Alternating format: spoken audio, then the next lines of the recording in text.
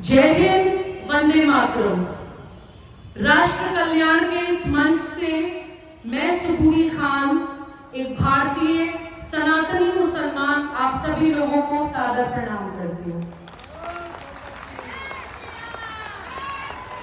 आज के हमारे इस मंच पर आसीन सभी प्रबुद्ध जनों को, महानुभावों को मेरा बहुत बहुत प्रणाम। पूजनीय कौशिक चैतन्य जी, आदरणीय प्रांत प्रचारक कौशल जी भाई साहब, बैंक ऑफ बड़ौदा के जीएम शैलेंद्र कुमार सिंह जी, ये सभी लोग उम्र में, तजुर्बे में, ज्ञान में मुझसे बड़े हैं।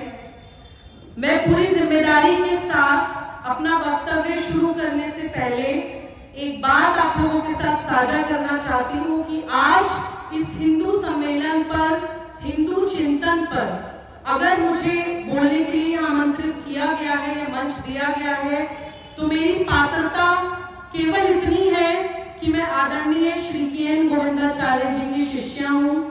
उन्हीं के श्री चरणों में प्रणाम करते हुए मैं आज के अपने वक्तव्य की शुरुआत करती हूँ। मैंने एक शब्द बोला, सनातनी मुसलमान। कई बार लोगों के मन में आता है कि एक सनातनी मुसलमान कैसे हो सकता है और एक मुसलमान सनातनी कैसे हो सकता है। ये सवाल हमारे मन में इसलिए आता है क्योंकि हमें कुछ परिभाषाएं कभी बताई नहीं गई, कभी समझाई नहीं गई। जानबूझ के देश को तोड़ने के लिए, बांटने के लिए, हमारी संस्कृति को कमजोर रखने के लिए हमें इन परिभाषाओं के अर्थ में कंफ्यूज किया गया।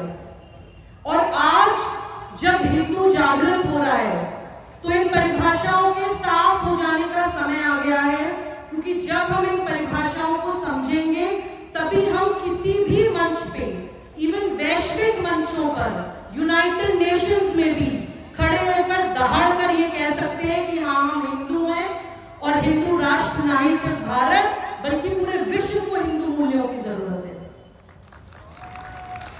हमें हिंदू की परिभाषा समझनी होगी। आज हम परिभाषा नहीं जानते हैं, इसलिए हम डिफेंसिव मोड में रहते हैं। टीवी डिबेट्स पे भी आप देखते हैं ना, अगर आप कहते हैं हिंदू राष्ट्र हैं हम, तो सब लोग हमारे से लड़ने के लिए आ जाते हैं कि भारत तो एक सेक्युलर देश है, आप हिंदू राष्ट्र की बात कैसे कर सकते हैं, आप तो कम्युनल हैं, आप तो कट्टर हैं, आप एक रिलीजियस आइडेंटिटी पे देश कैसे बना सकते हैं। तो ये कंफ्यूजन सिर्फ इसलिए होता है क्योंकि हम हिंदू को एक रिलीजन, एक पंथ से कंपेयर कर देते हैं, जबकि सच्चाई ये है कि हिंदू कोई रिलीजन, पंथ या संप्रदाय नहीं, हिंदू एक राष्ट्रीय पहचान है, हिंदू एक संस्कृति है, हिंदू एक सभ्यता है। मेरे गुरुजी बहुत सुंदर शब्दों में बोलते हैं, कहते हैं Hindu is a Commonwealth of all modes of worship.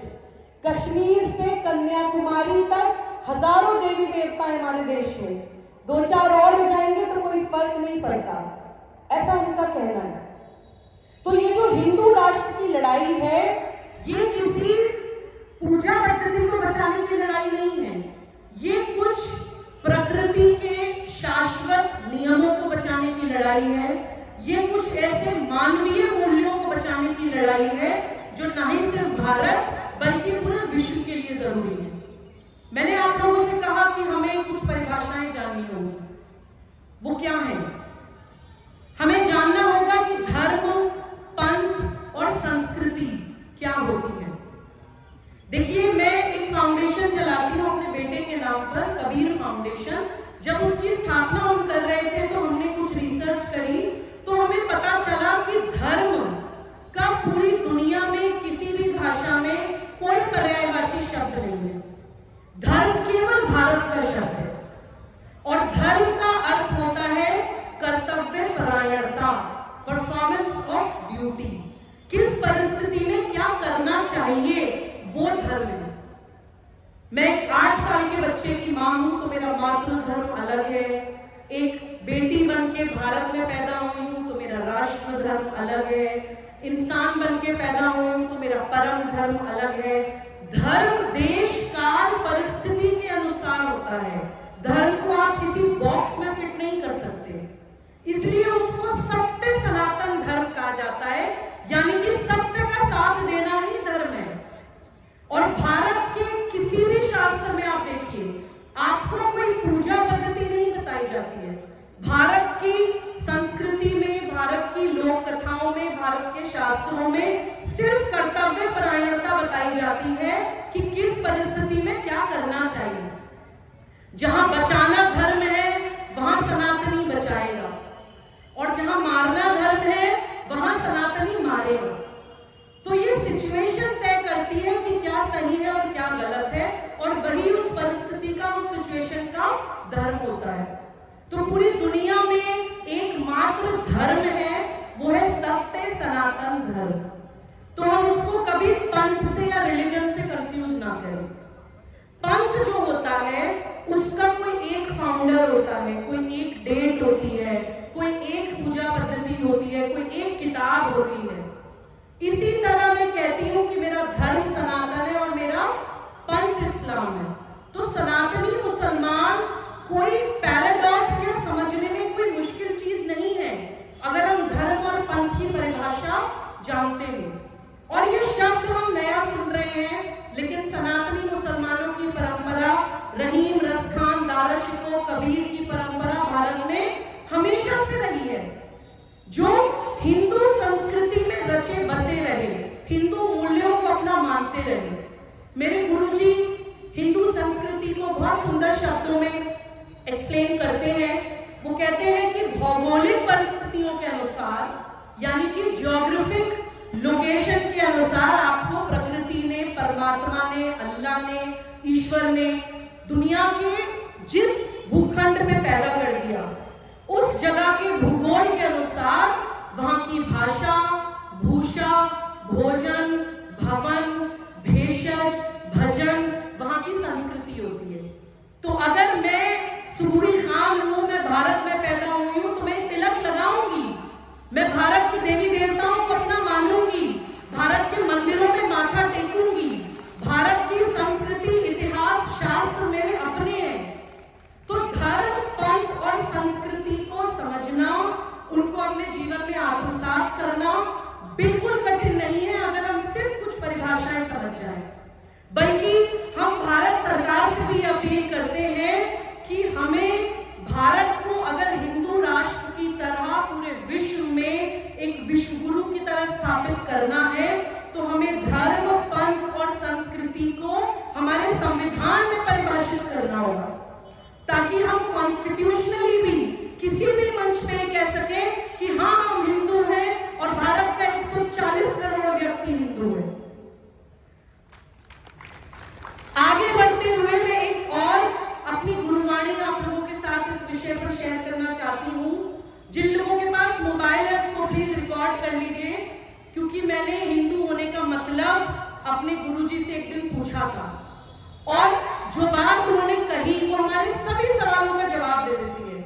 इतने सुंदर और सरल और सहज शब्दों में उन्होंने हिंदू को परिभाषित किया है, और वो ये कहते हैं कि ये वाणी उनको किसी संत से प्राप्त हुई है। तो जो मैं बोलने जा रही हूँ वो सिद्ध वाणी है, उसको प्लीज रिकॉर्ड कर लें और अपने सर्कल में, अपने लोगों में उसको प्लीज शेयर करें।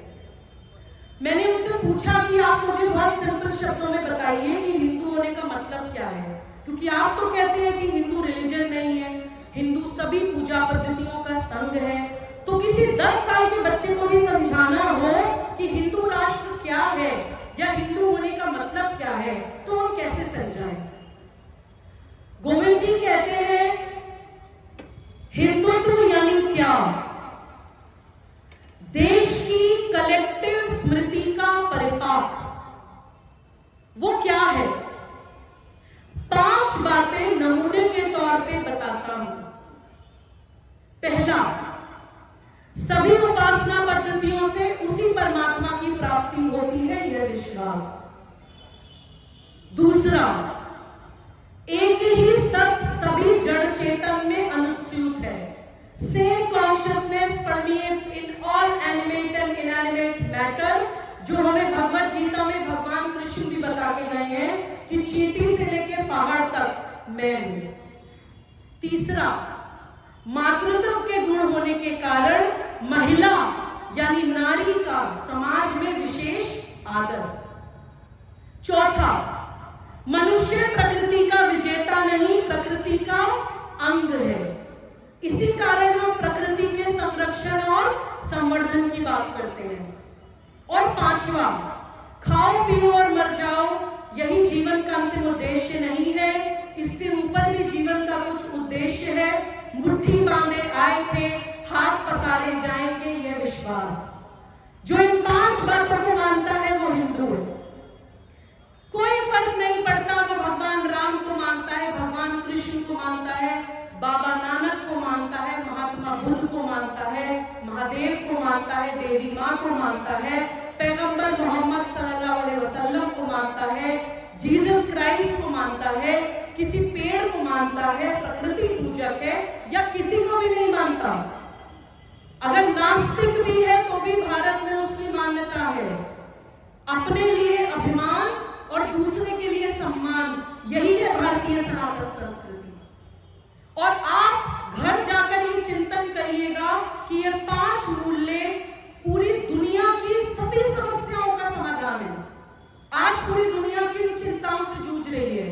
ग्लोबल वार्मिंग, क्लाइमेटिक चेंजेस, जलवायु आपातकाल, महिलाओं के प्रति अपराध, अलगाववाद, कट्टरवाद, आतंकवाद, मानसिक बीमारियां, साइकोपैथी, एक देश दूसरे देश से लड़ रहा है, बीमारियां इजाद हो रही हैं, आर्म्स एंड अम्यूनिशन माफिया कुछ इजाद कर लेते हैं, कुछ बॉम्ब्स बना लेते हैं, तो उनको बेचने के लिए सोचते हैं कि इस देश को उस देश से लड़ा दो।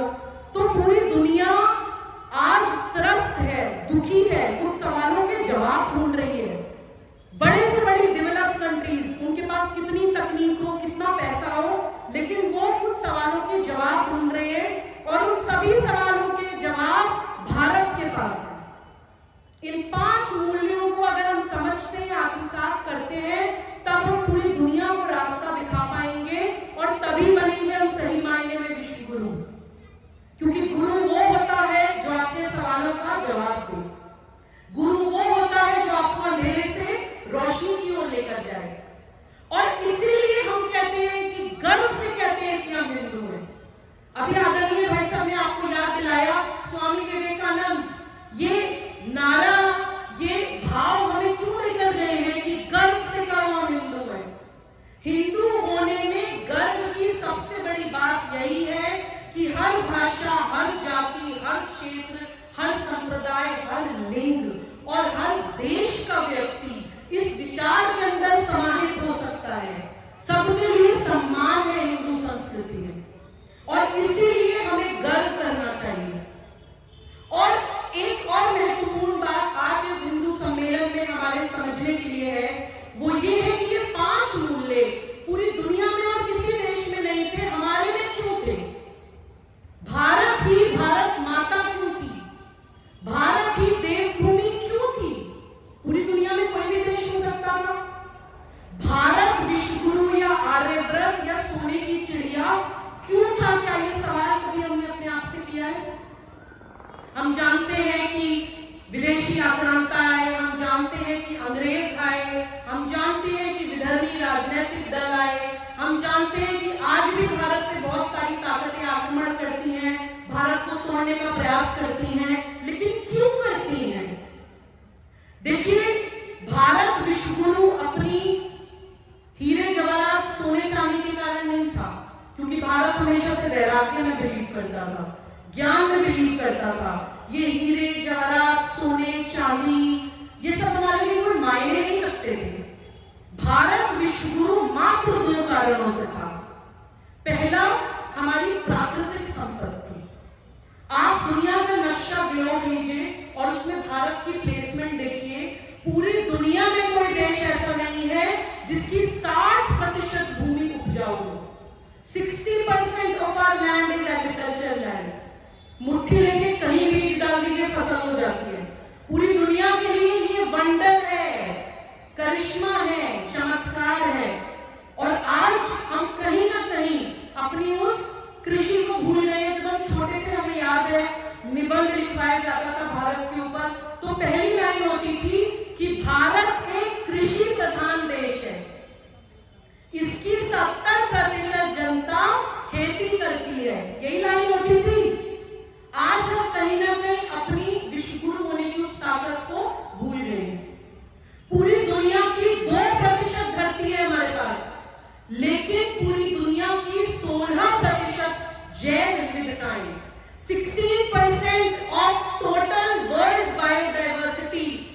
Belongs to Bharat. विश्व की सर्वश्रेष्ठ कामधेनु यानी कि गाय सिर्फ हमारे पास है। विदेशी लोग उसको A2 में और ना जाने क्या क्या नाम देकर पेटेंट करा रहे हैं, बड़ी बड़ी इंडस्ट्री सेटअप कर रहे हैं, और हम कहीं ना कहीं अपनी उस कामधेनु के महत्व को भूल गए। गाय के महत्व को हमने सिर्फ दूध तक सीमित कर दिया है। जब तक दूध देती है, दूध पिलाती है, गौ माता है। जब दूध देना बंद कर देती है तो कुछ अधर्मी लोग तो कटने के लिए छोड़ देते हैं, और कुछ जो थोड़े कम पापी होते हैं वो आंख फेर लेते हैं कि नहीं, कटने को तो नहीं छोड़ेंगे, लेकिन आप ले जाओ, आप पाल लो। अब कोई ले जाने के बाद क्या कर रहा है, क्या हमने कभी वो जानने की कोशिश करी? और यहाँ पर गलती पूरे 140 करोड़ लोगों की है। मैं मानती हूं कि सरकार और आज तक की सभी सरकारें कहीं ना कहीं गाय के विषय पर फेल हुई हैं, क्योंकि हम गौरक्षा के लिए आज तक भी टू दिस डेट कोई भी राष्ट्रीय कानून नहीं बना पाए हैं। काउ प्रोटेक्शन के लिए भारत की पार्लियामेंट से पास हुआ एक भी सेंट्रल एक्ट हम आज तक नहीं बना पाए हैं। तो ये व्यवस्था की विफलता है और समाज की भी विफलता है। गोविंद जी बताते हैं कि अंग्रेजों ने यहाँ आकर गाय खाने का काटने का पहला कारखाना खोला। अंग्रेजों के आने से पहले यहाँ पे एक व्यक्ति पर 8 गाय थी। एक व्यक्ति पर, मैं आपकी आवाज सुनना चाहती हूँ, हिंदू सम्मेलन है ये, एक व्यक्ति पर कितनी गाय थी? जब अंग्रेज आए उन्होंने गाय काटी, जब वो गाय को काटकर खाकर कम करके गए तब भी एक व्यक्ति पर एक गाय थी। कितनी थी? एक व्यक्ति पर एक गाय। और आज 8 व्यक्तियों पर एक गाय। आज कौन खा रहा है? आज कौन एक्सपोर्ट कर रहा है? आज कौन उनको अपमानित कर रहा है, उनका कत्ल कर रहा है या आंखें फेर रहा है? तो मैं आप लोगों से आज इस हिंदू मंच से, इस राष्ट्र कल्याण के मंच से ये आह्वान, ये अपील करने आई हूं कि जब हम कहते हैं भारत माता की जय, तो वो किसी मानचित्र की, पॉलिटिकल मैप की जय नहीं होती है। भारत माता कोई नक्शा नहीं है। कोई भी देश जीवंत होता है। किसी भी देश की जय का मतलब होता है उस देश के जल, जंगल, जमीन, जानवर और जन की जय। आज के बाद अगर हम अपने देश के लिए कुछ करना चाहते हैं और एक्चुअली हिंदू बन के अपना जीवन जीना चाहते हैं, तो भारत की गाय, गंगा, गांव, कृषि, हिमालय, भारत की धरती, भारत के पहाड़, इनका संरक्षण और संवर्धन हमें करना होगा। और जरूरी नहीं कि कोई विधायक हो, सांसद हो, कोई मुख्यमंत्री हो, कोई प्रधानमंत्री हो तो ही अपने देश के लिए कुछ कर सकता है। कोई ना कोई अधिकार क्षेत्र तो होगा हमारा अपना घर, हमारा अपनी गली, अगर सामाजिक है तो हमारा अपना मोहल्ला, हमारा अपना शरीर। जैसे अभी आदरणीय स्वामी जी ने बोला, हर घर में भारत दिखना चाहिए, हर व्यक्ति में भारत दिखना चाहिए, क्योंकि वो तो हमारा अधिकार क्षेत्र है। और तभी हम पूरे विश्व में दिखेंगे कि ये देखो, ये हिंदू है। आज जब पूरी दुनिया ग्लोबल वार्मिंग से जूझ रही है, तब उनको पता है कि हाँ देखो, भारत सही था। हमें स्नेक चार्मर्स बोल के मजाक उड़ाते थे कि ये तो सांप को दूध पिलाते हैं। आज वो जानते हैं कि हाँ, हम लोगों ने पूरी टेक्नोलॉजी में डेवलपमेंट कर लिया, पैसा कमा लिया, लेकिन प्रकृति के विनाश को हम रोक नहीं पा रहे हैं। लेकिन भारत जो नदियों को माँ बोलता था, बंदर को मामा बोलता था, सूर्य को नमस्कार करता था, पेड़ पौधों के पत्ते तोड़ने से पहले प्रणाम करता था, ये मानता था कि पहाड़ों में, भगवान कृष्ण कहते हैं कि पहाड़ों में मैं हिमालय हूं, तो वो भारत जो प्रकृति पूजक था वो सही था। आज पूरी दुनिया ये मान रही है। तो देखिए, अपनी प्रकृति की ओर हम लौटें, अपनी प्रकृति का संरक्षण और संवर्धन करें, और भाषा, जाति, क्षेत्र, संप्रदाय में ना बटे, क्योंकि भारत पे आज भी जो आक्रमण हो रहे हैं वो हमारी प्राकृतिक संपत्ति के कारण हो रहे हैं। अफगानिस्तान को लिथियम के लिए बर्बाद किया गया, वेनेजुएला को तेल के लिए बर्बाद किया जा रहा है, बहुत सारे देशों को उनकी प्राकृतिक नेचुरल रिसोर्सेज के लिए बर्बाद किया जाता है, पूरा विदेशी फंडिंग होती है, पूरे एक इंटरनेशनल माफिया है, कुछ ऐसे देश हैं जो किसी भी देश को कैप्चर करना चाहते हैं तो उस देश को आपस में बांटते हैं, लड़ाते हैं। और भारत के बारे में ये बात बहुत अच्छी तरह से विदेशी ताकतें जानती हैं कि भारत एक बहुत मजबूत विचार है और साइंटिफिकली इट्स प्रूवन, ये तो विज्ञान भी कहता है कि कोई भी चीज अगर इतनी मजबूत है कि उसको बाहर से ना तोड़ा जा सके, तो उसको बाहर से एक्सप्लोर ना किया जा सके, तो उसको अंदर से एक्सप्लोर करने की कोशिश की जाती है। यही कोशिश भारत के साथ हो रही है। और एक सूत्र आज आप लोगों के साथ इस हिंदू सम्मेलन पर साझा करूंगी, जो कि अपने गुरु से ही मुझे प्राप्त हुआ है। वो है भारत की वीकनेस, भारत की कमजोरी। मैंने आपको ताकत तो बता दी हमारी कि हम विश्व गुरु अपनी प्राकृतिक संपत्ति के कारण थे। अब जरा हम अपनी कमजोरी भी जान लें। 1857 की क्रांति में जब हर भारतवासी एक होकर अंग्रेजों के खिलाफ लड़ा, तो वो समझ गए कि इन पे ज्यादा समय तक अगर राज करना है तो इनको बांटना होगा। उन्होंने पूरे देश में प्रवास किया और भारत की एक कमजोर नस पकड़ ली। वो क्या है? गोविंद जी कहते हैं 4 कारक भारत के भू मनोविज्ञान को प्रभावित करते हैं। भू मनोविज्ञान सोचिए कितना बड़ा शब्द है, एक इंसान का मनोविज्ञान समझना इतना कठिन होता है, देश के भू मनोविज्ञान की बात हो रही है यहाँ पर। 4 कारक भारत के भू मनोविज्ञान को प्रभावित करते हैं: भाषा, जाति, क्षेत्र और संप्रदाय। ये 4 कारक अगर आपस में एक हो तो भारत का कोई कुछ नहीं बिगाड़ सकता, और ये 4 कारक आपस में बटे हो तो कोई भी आके भारत पे राज कर सकता है। तो आज इस हिंदू सम्मेलन में हम अपने आप से ये भी वादा करें कि भारत कभी भी भाषाओं में, जातियों में, क्षेत्र में, संप्रदाय में नहीं बटेगा।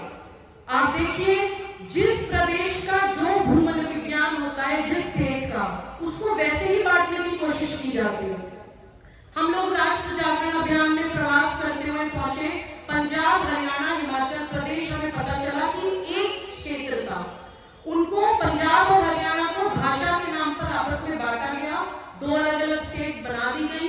उससे पहले उनका जीडीपी भी अच्छा था, उससे पहले वो संपन्न थे, सुखी थे, सुरक्षित थे। आज दोनों स्टेट स्ट्रगल कर रही है। 1966 में पंजाब बना है, सबके पास गूगल है, गूगल पे डाल के देख लीजिए 1966 से पहले पंजाब और 1966 के बाद पंजाब। भाषा के आधार पे ही दोनों प्रदेशवासियों को आपस में लड़ाया गया था। अभी महाराष्ट्र में हम कभी हिंदी मराठी कॉन्फ्लिक्ट सुनते हैं ना टीवी डिबेट्स पर, ऐसे ही जातियों के लिए सबसे अच्छा उदाहरण उत्तर प्रदेश है। देखिए, मैं भी मेरठ की बेटी हूँ, उत्तर प्रदेश में पली बड़ी हूँ, उत्तर प्रदेश के भू मनोविज्ञान को भली भांति मैं भी जानती हूँ। उत्तर प्रदेश पूरे देश में एक ऐसा प्रदेश है जिसमें पूरे देश का आध्यात्मिक बल बसता है। Spiritual power of the entire nation UP में बसती है। कोई तो कारण है कि भगवान राम भी यहीं थे, भगवान कृष्ण भी यहीं थे, कोई तो कारण है कि काशी विश्वनाथ भी यहीं है, कोई तो कारण है कि भक्ति काल के सारे कवि उत्तर प्रदेश की धरती में ही पैदा हुए, कुछ तो कारण है। तो इस उत्तर प्रदेश को आपस में बांटने के लिए हमेशा जातियों को इस्तेमाल किया जाता है, क्योंकि पूरे देश में उत्तर प्रदेश ही ऐसा प्रदेश है जिसमें सबसे ज्यादा जातीय विविधताएं पाई जाती हैं, सबसे ज्यादा। तो इस चीज को प्लीज ध्यान रखिए। आगे आपके इलेक्शन भी आने वाले हैं, अभी ये साल हमारे लिए बहुत इंपॉर्टेंट है। कोई भी घटना उठाकर उत्तर प्रदेश को जातियों में बांटने की कोशिश की जाएगी, वो हम कृपया ना करें। अगर हम ऐसा करेंगे तो अपने प्रदेश को कमजोर बनाएंगे और विदेशी ताकतों को, और जो हमारे देश को, प्रदेश को कमजोर करना चाहते हैं, उनको मौका देंगे। अब क्षेत्र में हम कैसे बढ़ते हैं? ये पाप तो कभी ना कभी हम सबने जरूर किया होगा। 12 बज गए जी, सरदार आ गया। कितने लोगों ने सुना ये जोक?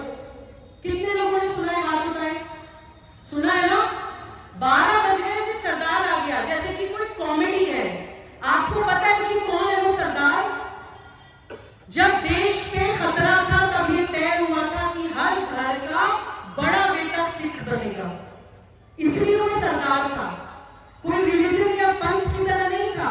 अपनी मातृभूमि को एंटी नेशनल फोर्सेस से बचाने के लिए हर घर का बड़ा बेटा सरदार या सिख था। और Punjab steel arm of India था। भारत में जितने भी आक्रमण होते थे पंजाब से होते थे, और वहां पे उनको फियर्स रेजिस्टेंस मिलता था। घुसने नहीं देते थे आक्रांताओं को। हमारे सिख भाई बहन, छोटा छोटा बच्चा विदेशी आक्रांताओं से लड़ा है, और हमने उनके ऊपर चुटकुले बना दिए। हम लोगों ने, कितने लोगों ने सुना है नॉर्थ ईस्टर्न्स को हम लोग चिंकी बोलते हैं? कितने लोगों ने सुना है? हाथ खड़ा करिए। सुना है ना? दिल्ली में तो बहुत कॉमन है। हम उनको चीनी, जापानी, भूटानी, चिंकी, न जाने क्या क्या मानते हैं। ऐसा सोचते हैं जैसे वो भारत का हिस्सा ही नहीं है। हमें पता है कि नॉर्थ ईस्ट राष्ट्रीय सुरक्षा के लिए कितना महत्वपूर्ण क्षेत्र है। नॉर्थ ईस्ट में ही चिकन नेक है, जो चाइना की स्ट्रैटेजी है कि भारत में कभी घुसेंगे, आक्रमण करेंगे तो चिकन नेक से जाएंगे। पूरी तैयारी है उनकी।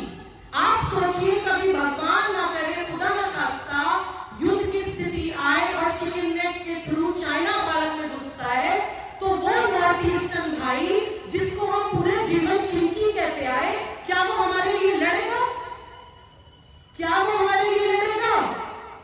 तो कृपया भाषाओं में, जातियों में, क्षेत्र में, संप्रदाय में ना बटे।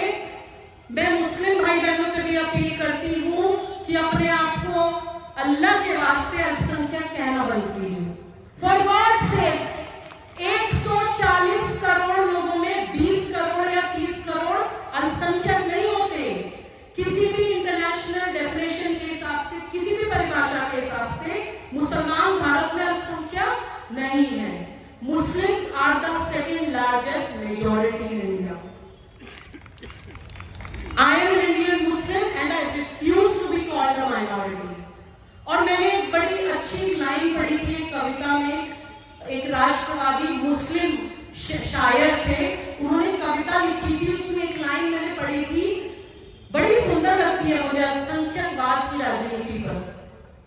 वो कहते हैं, जो खौफ खाए खुद रहकर अपने वतन में ही, जो खौफ खाए खुद रहकर अपने वतन में ही, यकीनन उस आदमी में ही कोई कमी होगी। तो भाषा, जाति, क्षेत्र, संप्रदाय में मत बटिए। आखिरी बात मैं आपके सामने रखना चाहती हूं। मैंने एक तरह से, पता नहीं कितने लोगों ने नोटिस किया, मैंने एक तरह से स्वॉट एनालिसिस, यानी कि स्ट्रेंथ्स, वीकनेसेस, अपॉर्चुनिटी और थ्रेट्स आप लोगों के सामने करने की कोशिश करी है। भारत की क्या ताकत है, भारत की क्या कमजोरी है, भारत के सामने क्या अवसर है, क्या अपॉर्चुनिटी है, और भारत के सामने क्या चुनौतियां हैं। ताकत और कमजोरी तो मैंने आपको बता दी, अवसर भी मैंने आपको बता दिया है, बट और सिंप्लीफाई कर देती हूँ। भारत के सामने सबसे बड़ा अवसर विश्वगुरु बनने का यही है कि हम अपनी प्रकृति को संजोएं। एक बार मैं एक टीवी चैनल पे बैठी थी, वहां पर एक साइंटिस्ट से हमने पूछा कि अगले 10 साल बाद आप भारत का भविष्य क्या देख रहे हैं। उन्होंने कहा, जिसके पास बड़ी बड़ी बिल्डिंग्स होंगी, ऊंची ऊंची बिल्डिंगें होंगी, वो जहर खा रहा होगा, और जिसके पास धरती होगी वो खाना खा रहा होगा। This is the future. Organic एक बहुत बड़ी इंडस्ट्री है। आगे आने वाले समय में आपको खाना नहीं मिलने वाला है खाने के लिए। मार्केट में देसी बीज खत्म हो गए हैं, पूरी दुनिया में खाने की लड़ाई है। ऑर्गेनिक एक बहुत बड़ा मार्केट बन चुका है अंतरराष्ट्रीय स्तर पे, इसलिए सारी इंटरनेशनल पावर्स फार्मलैंड्स खरीद रही हैं।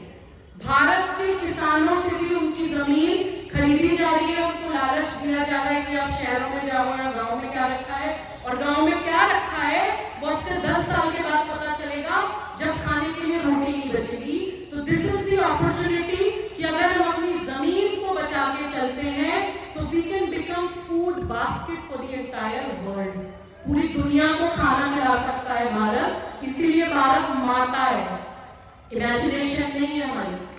तो स्ट्रेंथ, वीकनेसेस, अपॉर्चुनिटीज आप समझ गए हैं। Last but not the least, threats यानी चुनौतियां देश के सामने क्या हैं, ये अगले 5 मिनटों में मैं बता के अपनी जगह लेती हूं। देखिए, हम लोगों ने भारत के तकरीबन 20 से ज्यादा प्रदेशों में प्रवास किया और हमने जाना कि 7 भारत विरोधी मानसिकताएं भारत पे आज भी आक्रमण कर रही हैं। 21वीं सदी का आक्रमण। मैं चाहती हूं कि बच्चे ये चीज जरूर सुने। 7 एंटी नेशनल फोर्सेस, और गूगल पे इसको सर्च करिएगा। समय की सीमा का सम्मान है तो मैं बहुत लंबी इस पर चर्चा नहीं करूंगी। ये अपने आप में कम से कम 1 घंटे का चिंतन होता है। कभी मौका मिला तो हम इस पर बात करेंगे। अभी मैं सिर्फ आपको 7 एंटी नेशनल फोर्सेस के सिर्फ नाम बताऊंगी ताकि उन पे आप अपना चिंतन, अपनी रिसर्च बढ़ाएं। सबसे पहली एंटी नेशनल फोर्स है वामपंथी और उनकी आर्म्ड विंग्स माओवाद, नक्सलवाद और छात्र नारीवाद। ये कॉलेजेस में, यूनिवर्सिटीज में जाते हैं, एक जाति को दूसरी जाति के खिलाफ लड़ाते हैं, एक लिंग को दूसरे लिंग के खिलाफ लड़ाते हैं, एक मजहब को दूसरे मजहब के खिलाफ लड़ाते हैं और आपको कहते हैं कि आपके साथ अन्याय हो रहा है, अत्याचार हो रहा है। आप इनके भड़काने में आकर प्लाकार्ड्स लेके सड़कों पे उतर जाते हैं। We want equality, we want equality, हमें चाहिए समानता का अधिकार। वामपंथियों को पहचानने का एक फॉर्मूला अपने भाई बहनों को देकर जा रही हूं। जो व्यक्ति आपको सिर्फ समस्या बताए और समाधान ना बताए वो वामपंथी है। सिर्फ प्रॉब्लम बताएगा, सिर्फ प्रॉब्लम, क्योंकि उसका मकसद आपको फ्रस्ट्रेट करना है, आपस में लड़ाना है, आपको सड़क पे उतारना है। दूसरी एंटी नेशनल फोर्स है अलगाववादी, कट्टरवादी और आतंकवादी संगठन। ये भारत में प्राइमरीली 2 रिलीजन्स को टारगेट कर रहे हैं। किसी भी मजहब को उठाते हैं, उसके बच्चे को बचपन से बताते हैं कि तुम्हारा सब कुछ भारत से अलग है, तुम्हारी भाषा अलग है, तुम्हारा भोजन अलग है, तुम्हारी शिक्षा अलग है, तुम्हारी कानून अलग है, तुम्हारी न्याय प्रणाली अलग है। जिस मुल्क में, जिस देश में तुम पैदा हुए हो, उससे सब कुछ तुम्हारा अलग है। और जब वो अलगाववादी बन जाता है तब उसको सेकंड स्टेज में, दूसरी स्टेज में कट्टरवादी बनाते हैं कि जो तुम सोच रहे हो वही सही है, बाकी सब गलत है। जब वो अलगाववादी के बाद कट्टरवादी बन जाता है तब लास्ट स्टेज में उसको आतंकवादी बनाया जाता है। उस स्टेज में उसको बताया जाता है कि जो तुम सोच रहे हो वही सही है और सारी दुनिया से मनवाना तुम्हारा कर्तव्य है। तो अगर हमें आतंकवाद का समाधान ढूंढना है तो हमें अलगाववाद खत्म करना पड़ेगा। अलग नहीं होना चाहिए। भारत का 140 करोड़ नागरिक की शिक्षा, उनके कानून, उनकी न्याय प्रणाली वो दिखने चाहिए भारतीय। तो ये सेपरेटिज्म हमें देश में खत्म करना होगा। प्राइमरीली 2 रिलीजन्स को टारगेट किया जा रहा है। एक मुस्लिम बच्चे को सेपरेटिस्ट, एक्सट्रीमिस्ट और टेररिस्ट बनाने का एक एजेंडा चल रहा है। एक खालसा पंथ के बच्चे को सेपरेटिस्ट, एक्सट्रीमिस्ट और टेररिस्ट बनाने का एजेंडा चल रहा है। हमें ये क्लैरिटी होनी चाहिए कि हम खालिस्तान के खिलाफ हैं लेकिन खालसा पंथ के नहीं। हम इस्लामिक स्टेट के खिलाफ हैं लेकिन इस्लाम के नहीं, क्योंकि हिंदू कभी किसी रिलीजन, किसी पूजा पद्धति के खिलाफ नहीं रहा है। हमारे संविधान में भी सेक्युलर शब्द आने से पहले हम लोग जेनेटिकली ही सेक्युलर रहे हैं।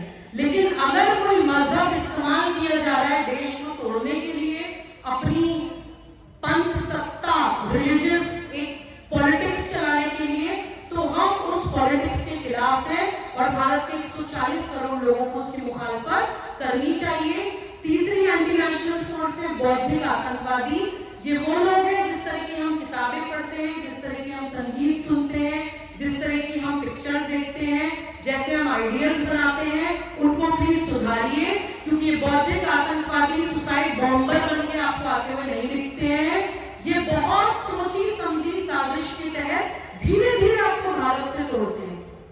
जैसे इन लोगों के खुद के घरों में 5-5 गाड़ियां होंगी, सुबह पाइप चलेगा 1-1 घंटा, 5 गाड़ियां धुलेंगी, तब पानी बर्बाद नहीं होता। सबसे ज्यादा पानी बर्बाद हो जाता है होली पर। ये वो लोग हैं जो बॉम्ब्स बनाएंगे, एटम बॉम्ब बनाएंगे,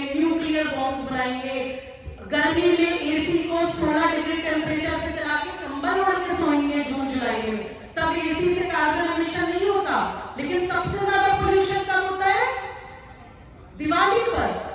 तो ये वो लोग हैं जो नॉन वेजिटेरियन खाएंगे, मांसाहार खाएंगे, जो पूरी दुनिया में सबसे बड़ा कारक है पोल्यूशन का, नॉन वेजिटेरियनिज्म। तब उनको पोल्यूशन नहीं दिखता, लेकिन दिवाली पर 4 बच्चों के फुलझड़ी जला लेने भर से उनको लगता है कि पोल्यूशन हो रहा है। तो इन बौद्धिक आतंकवादियों से हम लोग सावधान रहें। एक एंटी नेशनल फोर्स है विधर्मी राजनीतिक दल, ये हमारे अपने लोग हैं, लेकिन सत्ता में रहने के लिए किसी भी एंटी नेशनल फोर्स के साथ हाथ मिला लेते हैं।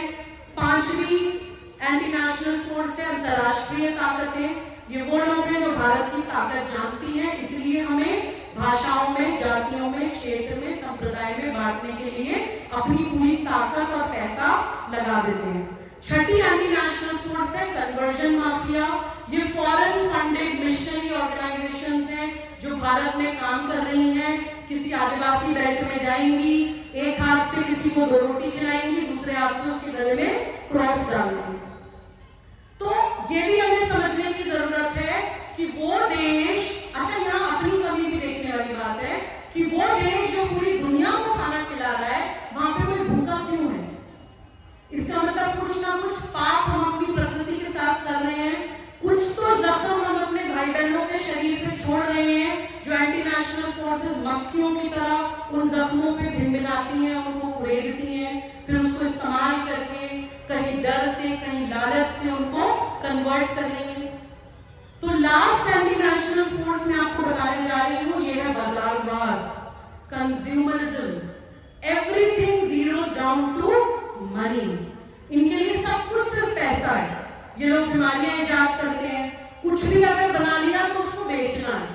कोई अगर अस्पताल बना लिया तो लोग बीमार होने चाहिए, कोई दवाई, कोई वैक्सीन बन गई तो पैंडेमिक फैलना चाहिए जी, वरना बिकेगी कैसे? ये वो लोग हैं जब बाजार में रिफाइंड लॉन्च करना था तो देसी घी के खिलाफ पूरी पेड कैंपेन हुई थी। मुझे याद है मैं स्कूल में थी तब, देसी घी से हार्ट अटैक आ जाता है, कितने लोगों ने सुना था उस समय? हर घर में रिफाइंड आ गया था क्योंकि इन्होंने रिफाइंड इजाद कर लिया था, इनको बेचना था। ये वो लोग हैं जिन्होंने पूरे भारत में गेहूं को हमारी स्टेट डाइट बना दिया, जबकि भारत में गेहूं नहीं, भारत में मोटा अनाज खाया जाता था। इसलिए हम लोगों को डायबिटीज, थायराइड, इस तरह की बीमारियां नहीं होती थी। एक किसान भाई ने मुझे बताया कि गेहूं की फसल तभी हो सकती है जब उसमें कई राउंड्स ऑफ केमिकल डाला जाए। अब केमिकल बना तो लिया, उसे बेचना है तो गेहूं खाओ। तो इन बाजारवादी सोच से हमें सतर्क रहना है, सचेत रहना है। खासतौर से हम बच्चे, मैं बताना चाहती हूँ कितने सुंदर लग रहे हो आप इन कपड़ों में। इन्हीं बच्चों को ये बाजारवादी सोच ही बताती है कि आप इस ब्रांड की जीन्स पहनोगे तो ही आप हैपनिंग हो, आप इस ब्रांड का पर्स पहनोगे, पर्स इस्तेमाल करोगे तो ही आप हैपनिंग हो, वरना आप बहुत डाउन मार्केट हो। ये हमें स्कूल्स में, कॉलेजेस में बच्चों को इंफीरियोरिटी कॉम्प्लेक्स में डाला जाता है, लेकिन बच्चों, भारत में हमारा चरित्र, हमारा व्यक्तित्व हमारी ब्रांड होता था। हम जहां खड़े हो जाते थे दिखता था कि ये भारतीय ब्रांड है। स्वामी विवेकानंद पूरी दुनिया को अपना फैन बनाकर आए थे, नॉर्मल भगवा वस्त्रों में, किसी ब्रांडेड कपड़ों में नहीं। तो इसलिए इन बाजारवादी सोचों से हम सचेत रहें, धर्म बोध भी समझे कि क्या बचाना है, और शौर्य बोध भी समझे कि देश के सामने क्या क्या चुनौतियां हैं और किससे लड़ना है। Last but not the least, एक रिक्वेस्ट आप लोगों से करके जाना चाहती हूँ कि कई बार हम लोग जब देश के लिए काम करते हैं या नेशनलिस्ट होते हैं, देशभक्त होते हैं, तो कई बार हमारे अंदर एक नेशनलिस्ट ईगो भी आ जाती है। हम अगर अपने देश से प्यार करते हैं तो जरूरी नहीं है कि सामने वाला देशद्रोही हो। मेरे गुरुजी कहते हैं कि हमें एंटी नेशनल का सर्टिफिकेट बांटने में बहुत जल्दी नहीं करनी चाहिए, क्योंकि भारत में 3 तरह के लोग हैं। एक देशभक्त है जिनको पता है कि देश को कैसे बचाना है, जो देश के लिए मरने मिटने को तैयार है। एक देशद्रोही है जिनको पता है कि देश को कैसे तोड़ना है, वो देश को तोड़ने में अपना तन मन धन लगाए हैं।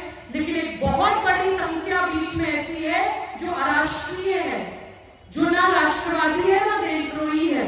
वो क्रूलेस मेजॉरिटी है, उसको पता ही नहीं है कि क्या हो रहा है। वो कई बार अपने नेताओं के पीछे चल देते हैं।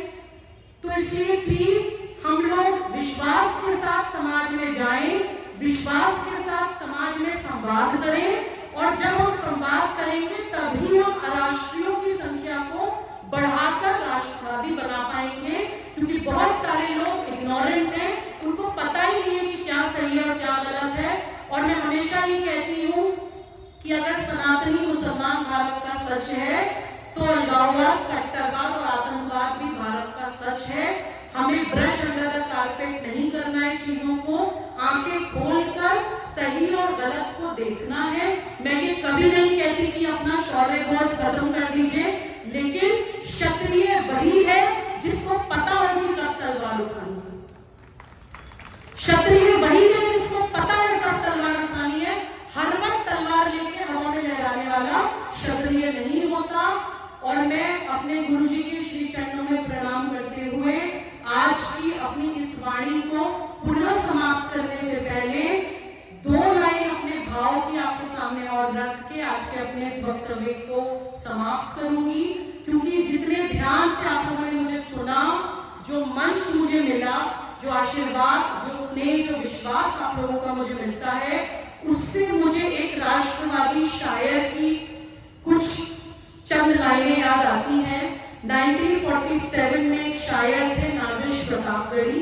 जब विभाजन हुआ तो उनका पूरा परिवार पाकिस्तान चला गया था, वो भारत में रह गए थे और उनके भाई उनको चिट्ठियां लिखते थे कि आप पाकिस्तान आ जाओ, आपको भारत में खतरा है। और वो अपने भाइयों को हमेशा ये कहते थे कि मैं भारत में सुखी हूँ। जब उनके भाई नहीं समझे तो उन्होंने कविता के माध्यम से अपने भाइयों को समझाया कि भारत में मुसलमान कैसे रहता है। वही 4 लाइन में आपके सामने साझा करके अपने आज के इस वक्तव्य को समाप्त करूंगी। नाजिश प्रतापगढ़ी जी कहते हैं, दयारे हिंद में बसते हैं ऐसे राम अब भी, दयारे हिंद में बसते हैं ऐसे राम अब भी, जो छोड़ सकते हैं गद्दी भरत के नाम अब भी। लेकिन भरत भी तो अपने फर्ज से होशियार, लेकिन भरत भी तो हो अपने फर्ज से होशियार, पड़ जाए जो वक्त तो हो जाए भाइयों के निसार। ये एक पुरानी मसल तुमने भी सुनी होगी कि एक हाथ से ताली कभी नहीं बजती। न मुस्लिमों से न इस्लाम से अदावत है, अदावत माने नफरत। न मुस्लिमों से न इस्लाम से अदावत है, हमें तो बस वतन के दुश्मनों से नफरत है। मुनाफिकों के लिए नो के खार है भारत, मुनाफिकों के लिए नो के खार है भारत, जो दिल हो साफ तो फूलों का हार है भारत। जय हिंद, वंदे मातरम।